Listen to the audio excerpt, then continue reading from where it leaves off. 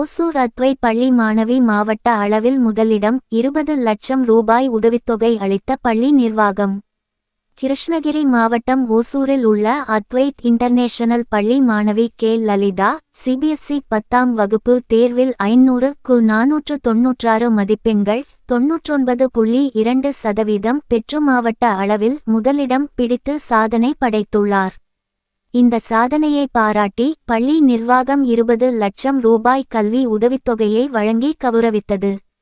மத்திய இடைநிலை கல்வி வாரியமான சிபிஎஸ்இ 2025 முதல் 26 வரை கல்வியாண்டு 10ஆம் வகுப்பு தேர்வு முடிவுகளை நேற்று வெளியிட்டது.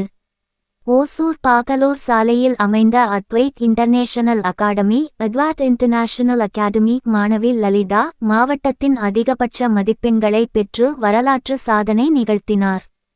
பள்ளியில் நடைபெற்ற சிறப்பு நிகழ்ச்சியில் பள்ளித் தலைவர் அஸ்வத் நாராயணன் தனது கல்வி அறக்கட்டளை சார்பில் 20 லட்சம் ரூபாய்க்கான காசோலையை லலிதாவுக்கு வழங்கி வாழ்த்தினார்.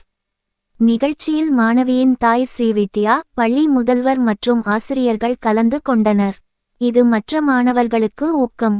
செய்தியாளர்களிடம் பேட்டியளித்த பள்ளித் தலைவர் அஸ்வத் நாராயணன் கூறினார், எங்கள் பள்ளி மாணவி லலிதா 500க்கு 496 மதிப்பெண்கள் எடுத்து மாவட்ட முதலிடம் பெற்றுள்ளார். அவருக்கு ஊக்கத்தொகையாக 20 லட்சம் ரூபாய் வழங்கியுள்ளோம். இது மற்ற மாணவர்களுக்கு ஆரோக்கியமான போட்டியை ஏற்படுத்தி பெரும் ஊக்கமாக அமையும். ஆசிரியர்களின் அனுபவமும் ஈடுபாடும் பெற்றோர்களின் ஒத்துழைப்பும் முதல்வரின் வழிகாட்டுதலும் இவ்வெற்றிக்கு உறுதுணையாக இருந்தன. லலிதாவின் IAS கனவு நனவாகும் என நம்புகிறோம். எங்கள் பள்ளியில் கல்வியுடன் விளையாட்டுக்கும் சமமான முக்கியத்துவம். அதற்காக 18 ஏக்கர் விளையாட்டு மைதானம் அமைத்துள்ளோம்.